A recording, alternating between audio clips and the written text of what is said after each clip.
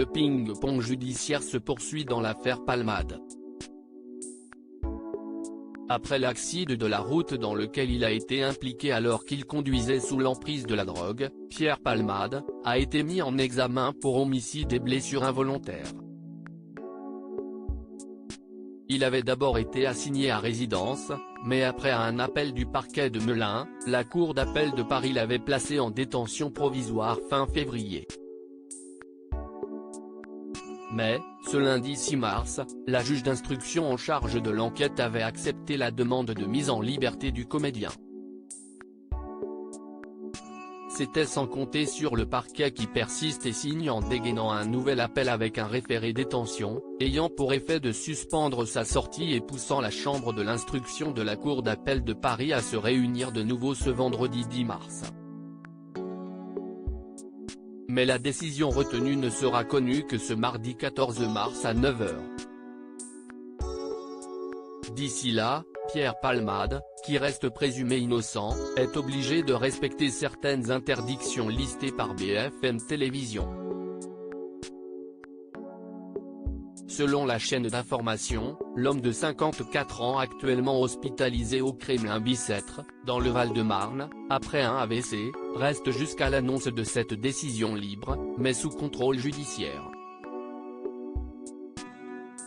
Celui qui est accro à la cocaïne depuis une trentaine d'années aurait interdiction de conduire, mais aussi de se rendre en Seine-et-Marne, département où a eu lieu le terrible accident et où se trouve sa maison. Il dispose aussi d'un appartement à Paris, note de la rédaction. Il lui est également interdit d'entrer en contact avec les deux témoins qui étaient présents dans son véhicule le jour du drame.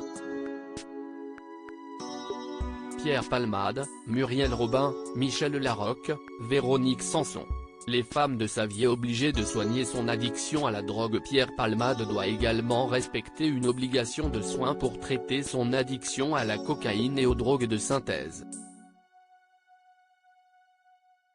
J'ai été inconscient de prendre la voiture sous stupéfiants.